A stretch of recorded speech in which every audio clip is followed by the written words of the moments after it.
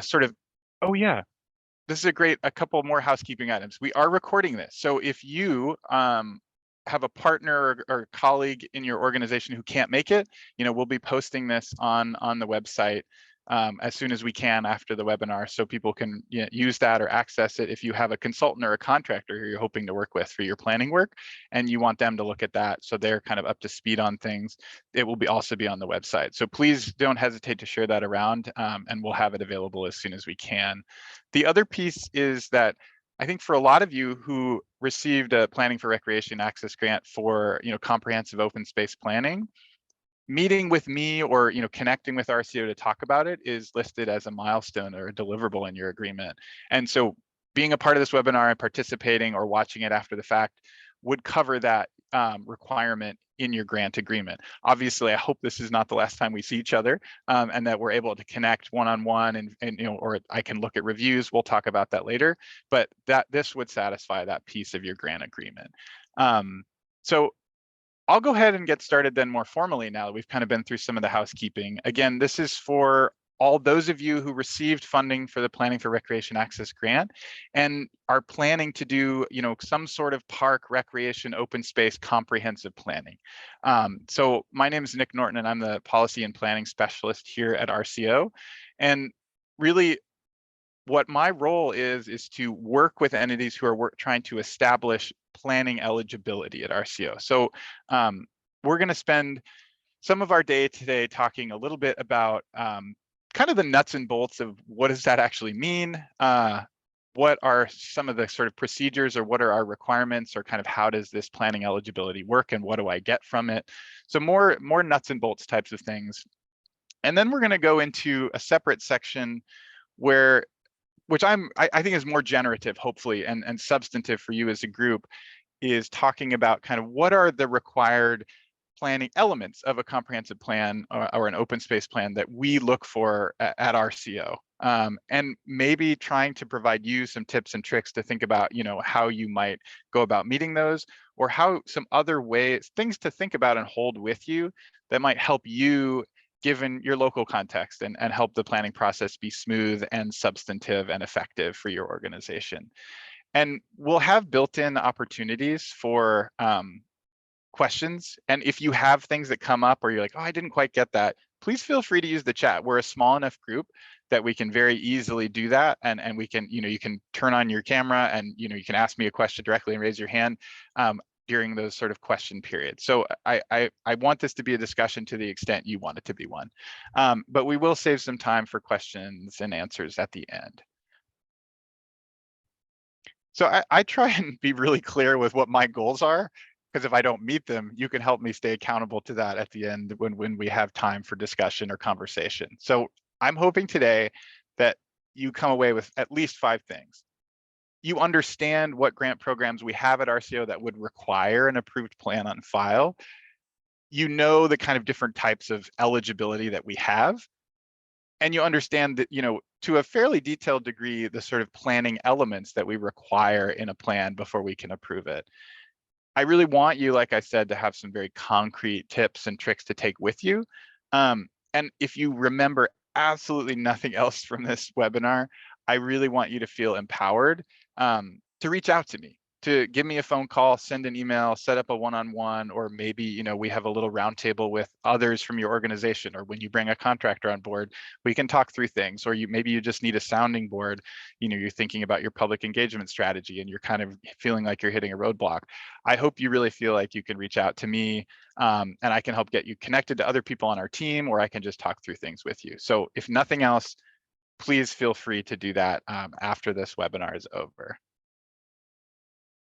So the first section, like I said, is we're going to just talk, again, more of the dry parts of our kind of policy manual and things you really need to know before you move forward. So this is my obligatory plug to read our manual 2. This is where we have our planning guidelines.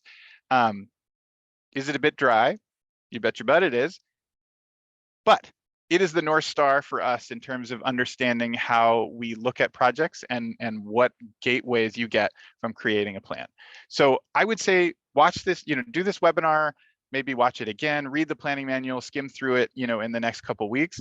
That way, as you're heading into your planning process, it's in your brainstem. And as you're going through things, you're like, oh, wait, didn't Nick say something? Or there was something in the manual about that. Let's go back and check. It just gives you a reference point to be effective, to ensure that you don't have any bumps down the road as you get closer to actually requesting approval of a plan at RCO. So I want to note quickly that RCO has tons of different grant programs. I mean, it's like at any given time, it kind of grows and shrinks, and it's sort of, 20 plus different programs that you have to apply to, depending on, whether you're a city, a county, a town, or a port district, et cetera. Not all of those, in fact, only a subset of those programs actually require you to have an approved plan on file. So I just want to be very clear about that. And I've listed those programs here. So, the Boating Facilities Program, the Land and Water Conservation Fund, the NOVA program, specifically the Trails category of NOVA, and then our Washington Wildlife and Recreation Program, or WWRP. And within that, that's a big umbrella program that has lots of grant categories within it. So we have some recreation programs within WWRP, and we have some habitat programs. And so within that recreation account, again, there are a few different grant programs in there, and within that habitat account, there are a few different programs. So all of those categories would require an RCO plan. And one thing that I wanted, that is a distinction that some people don't get when they read the manual or they're submitting a plan, is there's sort of two different types of plans that we look at. So all those that you see in red on the slide there, or sorry, in red, in dark blue on the slide there, those are all programs that we call our recreation programs. So I expect that many of you on this webinar are probably more interested in thinking about the parks and recreation component. Maybe you're a city or a county or a nonprofit, and you're focused on that work. So ball fields and playgrounds and preserves for hiking. However, we also have our habitat programs, and so in order to be eligible for that, you could potentially build in a conservation piece to your plan, which would be a bit of a different flavor, and that would allow you to request eligibility both to the blue recreation programs and to the green conservation programs. So that'll depend a little bit to the extent of the scope of your interest, what you do, and what you want to get out of the planning process. So I think really my tip for you is take a look at some of these programs that require eligibility. I'm assuming that the ability to apply to these will be important for many of you, and that's a key reason for getting funding for PRA. But it may not be. I'm not sure. Everybody's local context is different. So I would just check those out and get clear early on if gaining eligibility is important to you, and specifically if you do want to include a conservation or habitat component to that, because that needs to be built into sort of the spine of your planning work in order to be eligible for those WWRP habitat programs. And then we have a few different types of planning eligibility. I would say the vast majority of the time, somebody does a great plan, it looks good, I approve it, and our standard eligibility is for 6 years. So whenever it was adopted by, say, your county council or your city council or your nonprofit board, you would get eligibility for those recreation or conservation programs for 6 years. So if you are a city or a county, and you're actually considering or have done it in the past, you folded in your parks and open space and recreation planning into the umbrella of planning that's required, comprehensive planning that's required under the Growth Management Act. We actually have a few different sort of alternate pathways for you, depending on your situation. So for example, if you're a city that is building this into your comprehensive plan and it's going to be approved under that umbrella within the Growth Management Act, those are on a 10-year update. So you may have really good reasons for wanting to do it every 10 years because you can harness that process and engagement opportunities there. In that case, we recognize that, and so there's an opportunity for you to request to actually go beyond your standard eligibility for a plan up to 10 years. And we also have sort of a temporary option for cities and counties if they're doing their first plan that's required under the Growth Management Act. Even if it's only a draft, we can approve sort of temporary eligibility if there's a grant that you've got your eyes on. So even if you're not all the way done. So we try to be a little bit flexible and recognize some of the different planning intervals that people might have in Washington because of the unique nature of our statutes. So I would say, if that was confusing to you or you want clarification, just get in touch with me if you are a city or a county who's considering that, or you are required to fully plan under the Growth Management Act. There may be some opportunities here for you to think about our non-standard eligibility. I see a question here from Kelly, and yeah, the manual too can be found on our website. So if you just type in, for example, in Google, like RCO manual 2, and perhaps Monica could find a link to it, or someone on our team could put it in the chat. So we try to make it pretty easy to find. And that website kind of lays out some of the details I'm going to talk through today. A few dates and timelines to be aware of, again, in terms of RCO eligibility, is that as you're heading into thinking about when you're going to be done with your plan and kind of when you might request approval from RCO, each of the programs that require eligibility, you have to have, the plan on file and approved by a certain date at RCO. So it depends on the program. So check that out. I'll just note we have a few suites of programs that are coming up in 2024 that probably are worth thinking about. For example, in March 1st of 2024, you've got some of our Washington Wildlife and Recreation programs. A plan would be due on March 1st of 2024 in order to be eligible for those. That would start ramping up through the summer and the fall of next year. Other programs like the NOVA program or the boating facilities program that I mentioned, and you saw on that list at the beginning, those would have to have a plan due in September 1 of 2024. So all that is to say, again, take a look, see when that planning deadline would be. Those would be on the website, of the specific grant program. It would kind of show you in the calendar when that plan would be due. And hopefully that's clear. But if it's not, again, please feel free to reach out to your grants manager or myself. Once you have planning established, maybe you've gotten sort of through 5.5 of your 6 years of your eligibility at RCO.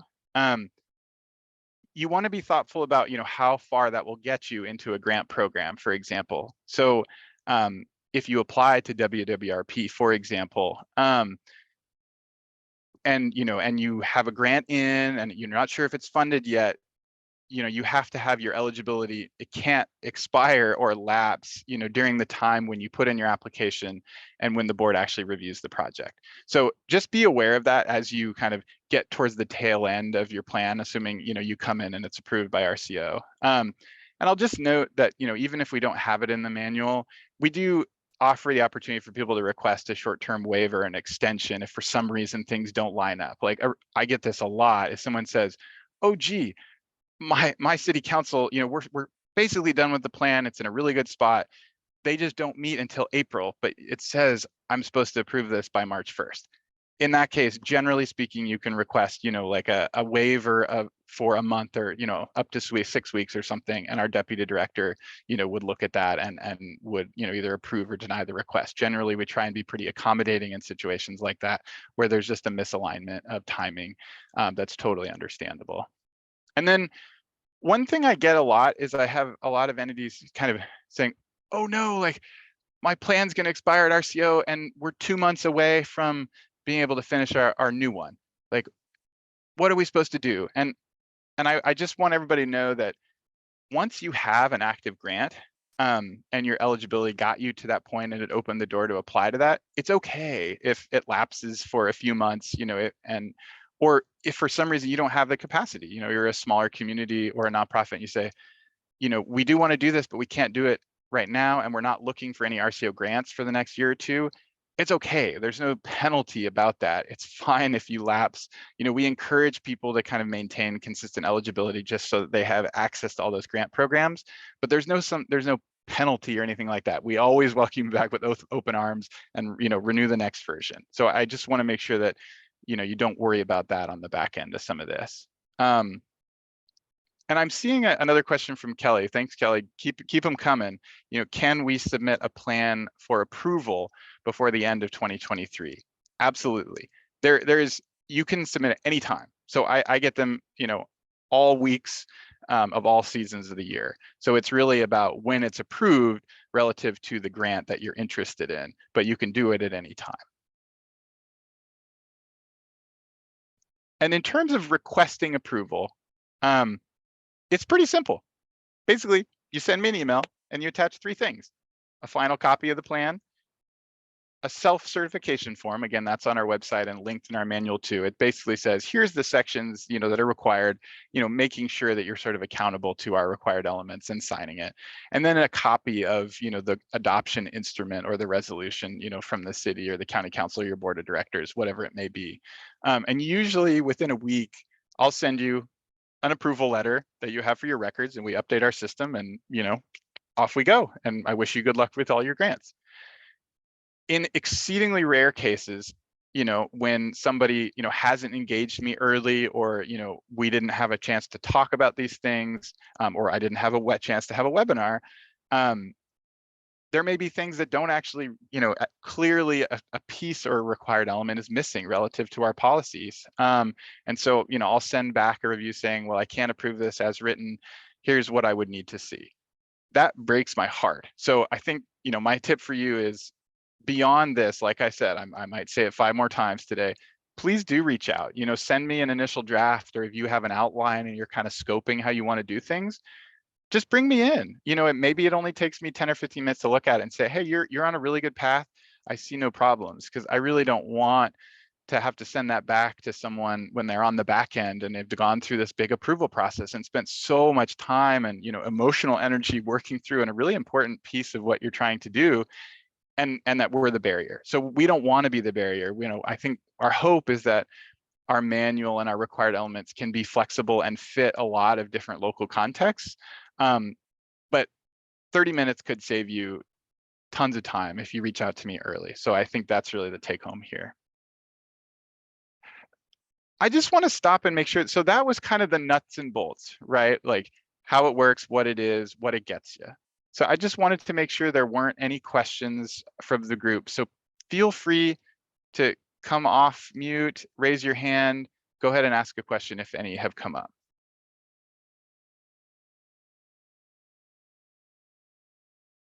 Okay, I'll keep rolling. So now I'm going to walk through some of the required elements that we have in Manual 2. So this is really the sort of the substance to what you're all trying to do.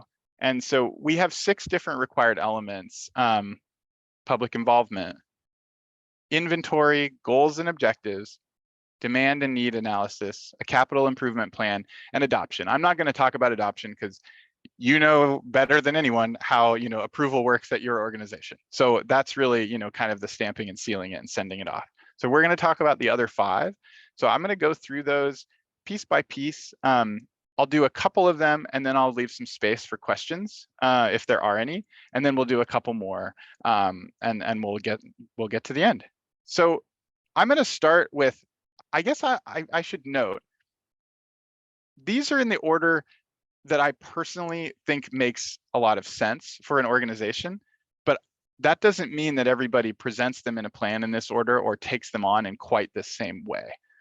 So I hope that I want to make sure that you are aware I'm not sort of prescribing a specific way of approaching this, but I think, I read a lot of plans and I work with a lot of people when they do their plans, and I think there's a drumbeat that makes some sense that I hope to build into the conversation today.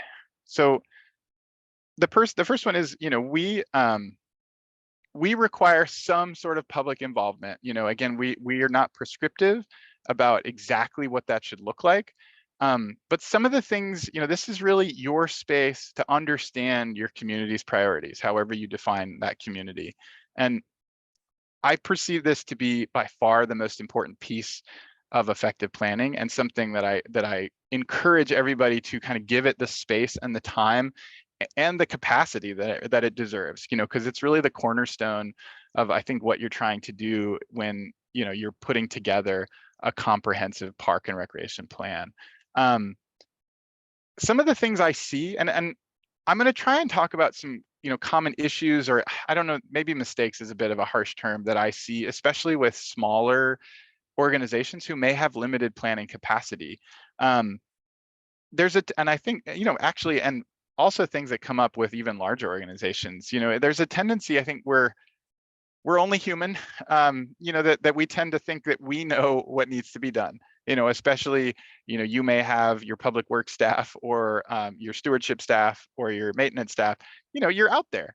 You feel like you have a sense of what's going on.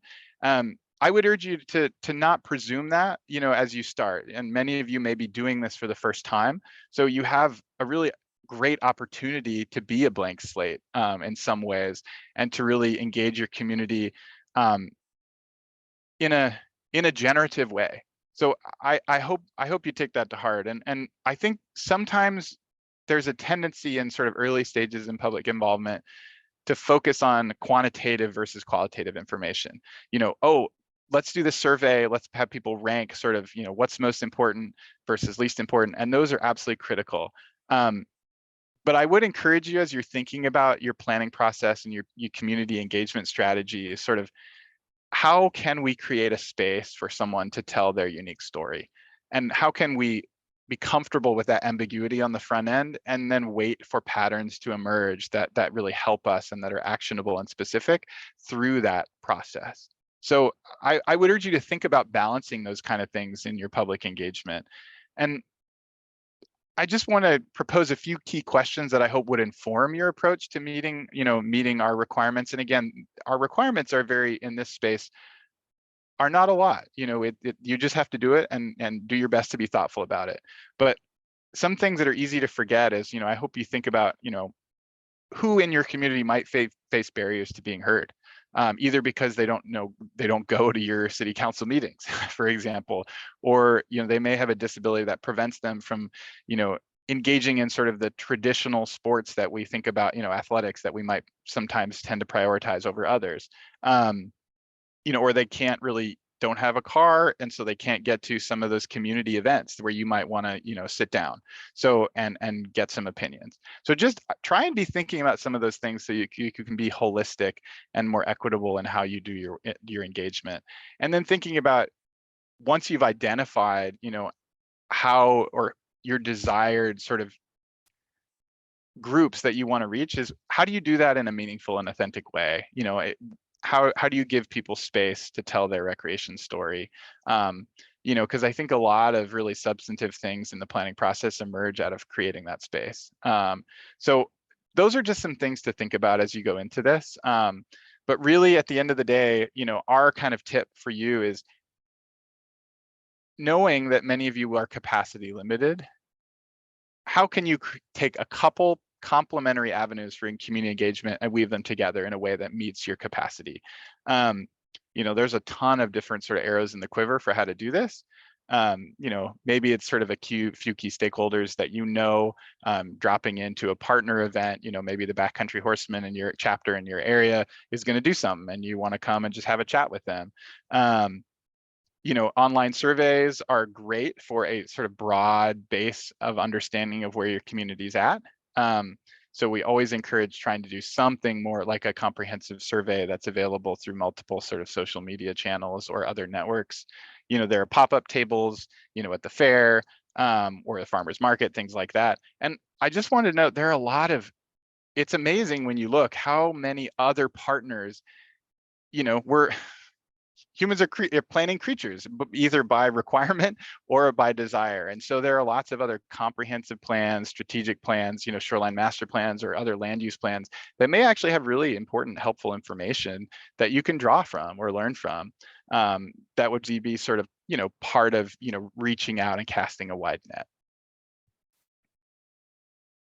Another one, our second requirement, is that you have some sort of a parks and open space inventory. So this is really the place where you try and understand what you've got to work with. So again, I sort of some of the issues, these are sort of issues that I see when I review these plans across all entities of all types and all capacities, from your smallest nonprofit to the city of Seattle. Is people generally do a really good job of saying, okay, here are our parks or our preserves or our pocket parks, and kind of, talking about which categories they fit in. They'll tell me things about, how many courts are there? Is there a bathroom? Or is there a picnic shelter? But what people often leave out in the plan, they may have it somewhere else and I just don't know about it, but they leave out information about the condition of your facilities and your areas and your spaces, or the capacity of those spaces to meet the demand. So for an example, let's say you have a small park with a soccer field and a picnic shelter and a playground. That's incredibly important to know that those exist. But if you live in Forks, Washington, and it rains for 7 months out of the year or something like that, and your picnic shelter leaks and the water pools everywhere, that's a critical piece of condition information that should guide your efforts, and you want that to be captured. If, for example, your basketball court, every day all the kids come from the school across the street and they play, and some of those kids have to wait 20 minutes to get out there to play because the demand is so high, at certain times of the day, that's a critical piece of capacity information that would really be relevant to that site. So I encourage you to, that is something that we actually explicitly ask for in our manual, is be thinking about both the condition and the capacity of your inventory relative to the demand and what because you have eyes out there. And as you go out and do some of this inventory work, that's being funded through PRA, just be paying attention to those things. One tip that I might suggest is, this is a few pages I pulled from the city of Ephrata's recent parks plan they sent to me. And, they've got about 9 different parks. What they've done and what a lot of people do, and I think it's really helpful, is, they create a template for each site that's just one page. So it may have a few pictures, a few key pieces of information about what's there, and then it saves space, for example, like park issues or, maintenance issues or things like that. And so, each park, you just kind of use that same template, and it saves you time while also being really clear and digestible. And some people even, do it all on one page. There's sort of a big master table that, lists the parks and lists the amenities and has a few lines for, things about condition and capacity. And what I often see with smaller communities and the plans that come in is, because they don't have a sort of dedicated planning staff or a template, or maybe they feel stretched, is they often end up writing a sort of verbal narrative where each one gets a half page, and the information about maintenance is up here, and there's some information about facilities, but it's not consistent. So it's hard to use and it's hard to interpret as someone from the public or the community, and it may be difficult to suss through it to help support your sort of strategic prioritization later in the process. That's a lot of information. So I just wanted to create a tiny bit of space here for any questions from the group, clarifications on those 2 required elements. Kelly, I see you. You're still on mute, but I see your face. There you are. Hey, thanks, Josh. Thank you very much. So I'm totally intrigued by that template that Ephrata had, because even though we've applied for a grant for a specific area, we are doing some master planning work with the entire entity. And that actually came up in a conversation yesterday. I love to see the categories they had in there. Was they listed the parks that they were involved, the description and the features. And then what was the third category on that template they had? Yeah, I can go back to it really quick. They list the park, they list sort of the description and key features and kind of the additional amenities with an icon, so it's sort of user friendly. And then for each of those sort of lines in the table, they make a full page for someone who may want to go more in depth. And, I think I really like that. It's easy for me as a reader, or for members of the public to know what's there and what you're paying attention to. And it's easy for you to pull out sort of park issues there when it gets time for you to think about prioritizing, capital projects or maintenance projects, towards the end of the planning process. So I've got other examples too. So if you're interested in getting a few different flavors that you think might work for your organization, reach out and I'll try and kind of go through my little Rolodex here of plans and find a community that might be a good fit. It's always fun to revisit those for me too. So yeah. Thank you. Thank you. Yeah. And any other questions? Thanks, Kelly. I appreciate it. Hey, Nick, I think we have a question in the chat from Larry. Yeah. So this is kind of a question about the capital plan. So we will get there, Larry, but just I'll note that if you update, for example, your capital facilities plan, on a biennial basis or more frequently, or you update your whole plan, in a substantive way, say 3 years as opposed to 6, that's totally fine. I would just ask if we usually ask if it's something that's foundational or kind of a substantive element more than just, I would say if you're updating some of your capital projects every biennium, that's fine. But if you're sort of re-engaging the public or you're kind of re-prioritizing everything or kind of doing a new inventory, that just share that with us and update that so we have it in our records. Any other questions from the group at this moment? Otherwise, we'll go through a couple more of these required elements and then, open it up. Okay. So this next part we require is called the demands and needs analysis. And I'm going to be totally transparent with you here. A lot of entities, large and small, particularly kind of smaller entities, struggle. And I think we could do a better job personally of describing kind of what this is or what you might think about.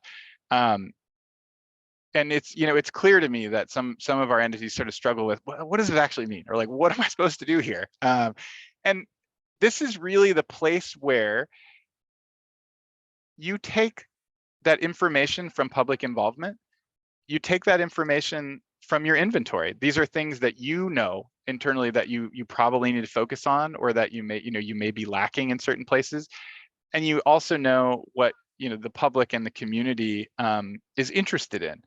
This is really your place to try and put those all together, kind of put it through the sausage making process, and try and balance, knowing you can't do everything. What and where are you focusing, and how your energy? Because you have limited capacity. So you probably heard a ton of stuff, and you may have a maintenance list that's 200 things long, and you don't have any dedicated maintenance staff. So what does it look like? What are the next sort of 6 years or 10 years? What does that look like? So it's really how you want to focus your capacity. And I think there's a lot of different technical analyses. I'll get to that in a little bit, where you can do a lot of different analyses. Like, for example, the picture here is the city of Spokane's plan. They did a walk shed analysis. So they showed places where people cannot reach a park, which neighborhoods can't reach a park in 10 minutes from their house. That was a piece of what they wanted to analyze in their park system. So I'm going to just give you some kind of questions I'm hoping your demand and need analysis might answer. Do you have a core issue of you're lacking quantity of facilities, or are you just really, your facilities are there and they're in good order, you just don't have, or maybe they're not in good order, so it's really more of a maintenance issue. Maybe what are you focusing on? Acquiring new land, developing sort of a park that's really underdeveloped, or are you going to be focusing on maintenance of existing facilities? And which types? Like, are you kind of below the level of what you might want to be, or a similar community, say in another state or something like that? And what types are those? So maybe maybe pickleball is going crazy, for example, and the community really wanted that, and you're below sort of the standard of what a community would have. That might be a priority. And thinking about where those would exist, and really what can you do to best meet the current and future demand. So I would say this is an area where, because this can be a little tricky, like to figure out kind of what does this analysis look like, and what do I include and what do I not include. I would say this is a great example, of another time to maybe look to communities that are similar, or sort of, sister towns or cities that may have a plan. And again, that's somewhere where I can try and help. I can look through ones that I've reviewed in the last couple of years that have a demand and need analysis that fits your capacity, but also is somewhat clear. It says, yeah, we're focusing on this, and here's where, and here's why. And talk to your contractor if you're going to bring somebody in to help you with this. There's a lot of different kind of analyses. There's sort of level of service standards, for example. The National Recreation and Parks Association, you can actually go and sort of find where you fit in terms of baseball diamonds per 1,000 people, or pickleball courts per 1,000 people, or cricket per 1,000 people. What are those sort of standards, and are you kind of where you want to be generally, or are you matching up with that? You could do spatial analyses to look at neighborhoods that are sort of undersupplied with facilities, or are struggle. It's harder for them to access things. If you have a lot of maintenance needs, maybe you need to figure out, is there some sort of financial capacity that you need to increase to do that? So there's a lot of different rabbit holes you might go down depending on what comes out of your inventory and your public involvement. So this is a great place to find an example that you can see yourself in and use that as you move forward. So the next planning element we require is goals and objectives. So this, I see people put in a lot of different places. Some people put it right at the top of their plan. Other people put it close to the end. I personally put it here because I think it's a logical flow where you've sort of taken all the information, you've done a lot of your analysis, you think you know where you want to go, and now's your chance to actually express what you want to accomplish during the planning period. So one of the things, the most common mistakes, deals with objectives. So in our manual, we actually ask that your objectives be sort of measurable and reportable. And that's an age-old struggle. So that's something that we always have issues with. I'll talk about that in the next slide. I think there's a tendency, when you're talking about goals and objectives, I see a tendency for organizations to roll over what they had last time. It worked. We did good work. Let's just take what we had last time. Maybe there's a few things we throw in, but ultimately we're probably good to go. And I think there's also a tendency, and an understandable one, to want to look like you're going to do everything. So, your goals cover every facet of your organization and what you could possibly do, and, your aspirations. And that certainly has a function, but I hope, it doesn't come at a loss of focused, actionable objectives that you really want to accomplish during the planning period. So those are things to think about as you're working on the goals and objectives for your plan. So I'll give you an example. If you look at the bottom of this slide, I see a lot of things where people will say, oh, okay, we're going to incorporate, they may have done an analysis and they say, oh man, we're missing, hard multi-use courts that could be used for basketball or maybe a little futsal, something like that. We're going to incorporate hard courts where possible into existing park areas. That's awesome. That's important, but that's really hard to measure your progress. And I would describe that more as sort of a sub goal, which is wonderful. But if you can get to the place with your organization and with the capacity you have to say, I actually want to develop 2 new basketball courts in Park X, that's something that you can report, and you can know if you accomplish that at the end of your 6-year period. So that is sort of, when I see those in a plan, I get up and I cheer, and if I'm at home, I kind of scare my cat or scare other people in the cubicle, because it's like, it's a cause for celebration, because it's a little rare, frankly, that I see from top to bottom that there are objectives that are truly actionable and measurable and reportable. So one kind of tip I would, maybe this will make more sense when I get to the next slide, but try to cross-check what your objectives were with what you end up putting in your projects list, for maintenance or for capital funding. If you can't really see, like, oh, there's the 2 basketball courts that I wanted in this park, and you can't really drop back to the objectives, then, they may not be talking to each other, and it may be that, either it's your list isn't representative of what you said you wanted to do, or what you said you wanted to do wasn't clear enough to actually find its way into your project list. So just pay attention to how those play ball together. I think that would be, an important instructive exercise as you go through this. And the last piece that we ask for is a capital improvement plan. And this is kind of showing the details of how you're getting from A to B, right? Presumably with your goals and objectives and all your analysis, you have a pretty clear sense of what you want to accomplish. And this is really putting dollars and cents and times to those things so that you have a platform for action. So some of the issues that I see is, and it's understandable, that there's a lot of hesitancy, perhaps, particularly maybe if you're a public body, to say, ooh, like, we don't want to commit to that year. Like, what if we don't make it? Or, oh boy, those costs could change a lot, so we don't want to put something down. Or, well, there's a lot of funding sources out there. They could come from anywhere, things like that. So I'm going to encourage all of you, as scary as it might be, to search for very clear detail. You wanting to commit. These are things that we actually sort of proactively ask for in our manual too, as part of this required element, is, prioritizing a list, having, knowing what's number 1, 2, 3, and 4 over the next 6 years, committing to a desired or planned date of completion, actually putting in a cost and where, the pieces of that funding pie you hope will come from. You may not get all of them.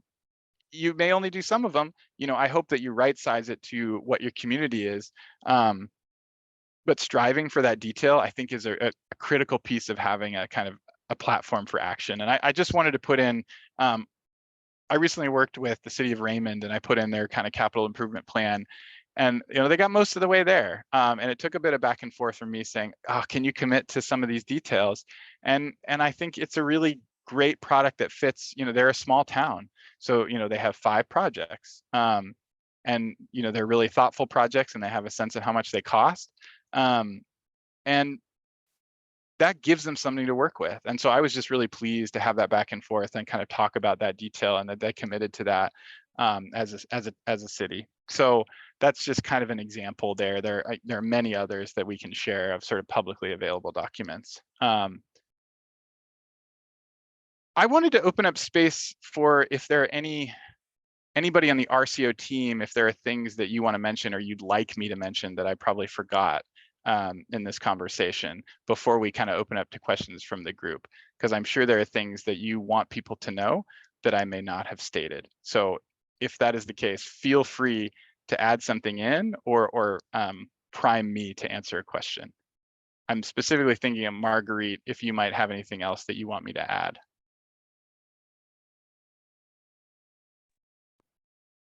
Thank you, Nick.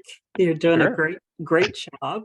One thing I would add that people might want to pay attention to is, while you've talked about all of the elements that go into the plan, another crucial piece is when they submit a project proposal, particularly for the Washington Wildlife and Recreation Program and other grant programs, one of the first questions for almost all of our evaluation criteria is about need and how does this project fit into your plan. So all of the tips that you gave about having a very distinct capital improvement list and making sure that they've prioritized, and even some entities include fund sources that they're hoping to secure to help accomplish those goals. That is a question that evaluators get to score.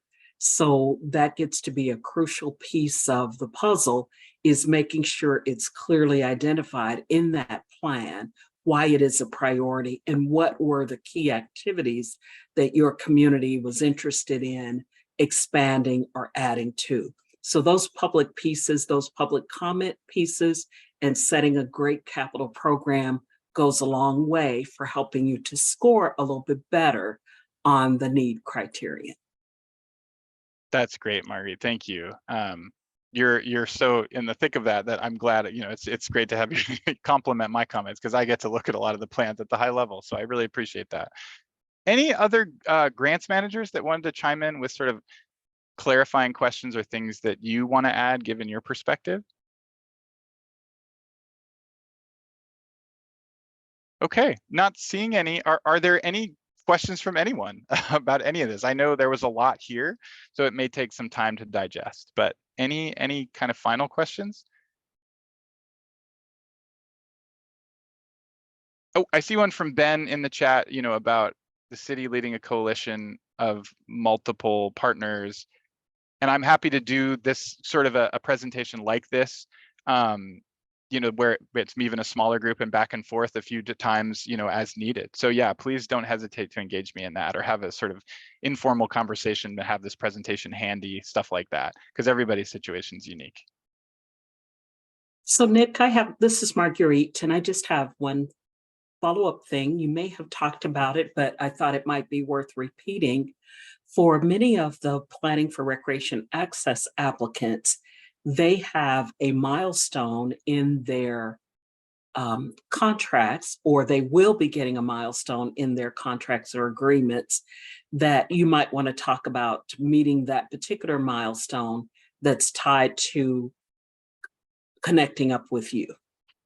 Yeah, and I mentioned at the beginning, but it may have been that not everybody was here. So I think it's good to close the loop before we end today. Is, you know, as I understand it, and Margaret, correct me if I'm wrong, you know, going through this webinar and or watching it on the back end would satisfy, you know, at least sort of that milestone in your grant agreement in terms of, you know, consulting with RCO as part of the planning process. Again, I encourage you to reach out, you know, in whatever ways you need, whether it is sort of a smaller presentation, whether you want me to look at, you know, an outline or an early draft, or whether you need, again, just someone to talk through something with, you know, all those different things, I'm available, and really enjoy that process. So, you know, I hope that happens, because it makes my job a lot more interesting. So I'll just leave another, say, 5 or 10 seconds if any questions come up. Otherwise, I think that'll be the end of our webinar. So let's Nick? just, yeah, go ahead. Holly, yeah. Hi. Yes, hi. I am going to really embarrass myself and say that I totally Not at blew the all. time start.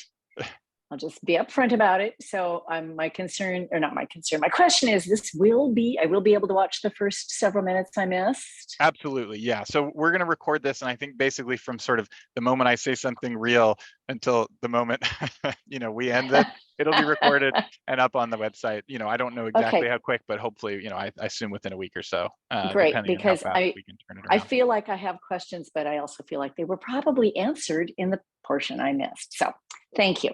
That's great. Cool. And you will be talking to me, I'm sure. Wonderful. I'm glad to hear it. Anyone else with sort of thoughts that are developed enough to send out into the airwaves right now? Okay.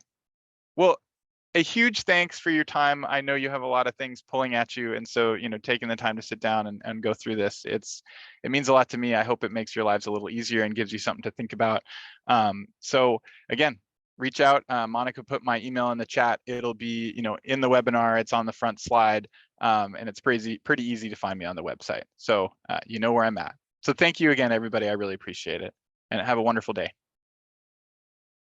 Thank you.